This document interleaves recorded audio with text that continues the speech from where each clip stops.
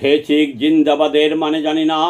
BNP নেতা রিজভী সাহেব বলেছেন, ফেসিক হাসিনার এখনও 70% জনসমর্থন দেশে আছে। বিএনপি নেতা আজম খান চিল্লায়া বলিলেন, ফিরে আসবে দেশ নেত্রী হাসিনা, বাংলাদেশ তৈরি হয়ে যান।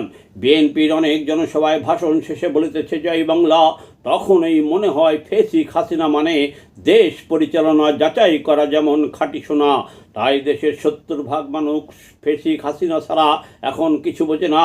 তলাবিহীন ঝুরি ভিখারির জাতি, দুর্নীতিতে চ্যাম্পিয়ন তকমা দেওয়া বাংলাদেশকে পৃথিবীর কাছে উন্নয়নের রোল মডেল যে বানাতে পারে তার নাম ফেসিক হাসিনা।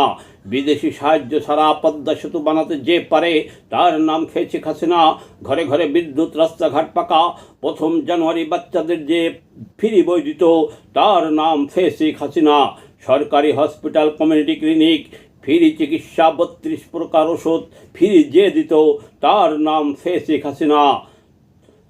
লক্ষ লক্ষ ভূমিহীনদের যে দেয় জমি বাড়ি, লক্ষ লক্ষ মাসে 30 কেজি চাউল যে দেয় ফ্রি তার নাম ফেসিক হাসিনা। লক্ষ লক্ষ টিসিবি কার্ডে পণ্য 2 কোটির উপরে বিভিন্ন ভাতা, ভর্তুকি, অনুদান যে দিত তার নাম ফেসিক হাসিনা। সারা দেশে এত উন্নয়নের মেগা প্রকল্প যে করেছে তার নাম ফেসিক হাসিনা। 15-16 বছরের সাজানো গোছানো একটা দেশ যে বানিয়েছিল তার নাম ফেসিক হাসিনা। সেই সাজানো গোছানো দেশ যখন জিন্দাবাদ বলে জ্বালাও পোড়াও ভাঙচুর লুট করে, তখন মনে হয় জিন্দাবাদ মানে জিন্দা বাংলাদেশকে জিন্দা থেকে বাদ দিতে হবে। ফেসিক হাসিনার করা সব কাজ জিন্দা থেকে বাদ দিতে হবে, এটাই জিন্দাবাদের মানে।